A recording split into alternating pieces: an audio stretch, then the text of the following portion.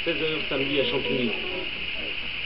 Madame Bonnet, en présence de la municipalité, dévoile la plaque commémorative qui rend hommage à un grand nom de l'histoire automobile française, celui de son mari René Bonnet, dont les voitures bleues devaient sur tous les circuits du monde, dont bien sûr celui du Mans, truster les victoires durant près de 25 ans. Ça me rappelle énormément de souvenirs, parce qu'en fait c'est sur ce trottoir à Champigny que je suis arrivé pour la première fois avec une espèce de mobilette recommandée par des amis de René Bonnet, et que j'étais mécanicien ici dans l'usine derrière chez René Bonnet. Et puis au bout de 3 ou 4 mois, ça ne marchait pas du tout, parce que je rêvais de faire des courses de moto, de faire des courses de voiture, je rêvais pas de préparer la mécanique des autres, et je suis parti. Et un jour Georges m'a appelé et il m'a dit viens voir, je crois que c'est chaud, va voir René, il t'appelle. C'est ça, hein, Georges, exactement. Hein. Et je suis arrivé, et là, je crois que vous savez, dans la vie, on a des grandes joies, et René Bonnet m'a attaqué d'entrée en me disant, comme c'était la peine de me le demander, bon, petit gars, tu veux toujours courir?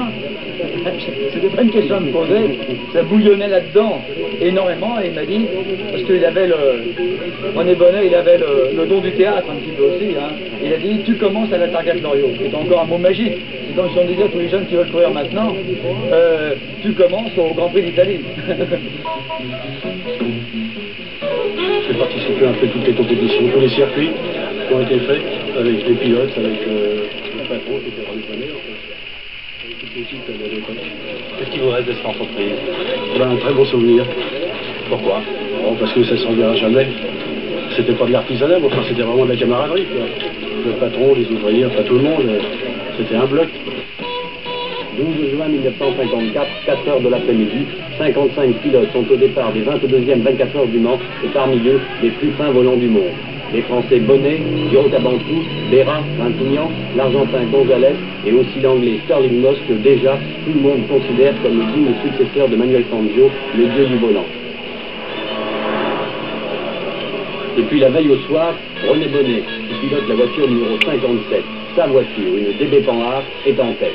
Avec son coéquipier Bayeul, il parvient à repousser tous les assauts, y compris ceux particulièrement redoutables de l'écurie Force. Pour la première fois depuis bien longtemps, une voiture bleue de l'écurie France va prendre la première place dans une grande compétition internationale. Bonnet gagne, a gagné. Jusqu'à la dernière minute, on est toujours inquiet et on ne croit pas à cette victoire parce que j'ai été payé pour savoir que tant que le poteau n'est pas passé, que M. Farou n'avait pas tombé son drapeau à damier, ben, la course n'est pas gagnée.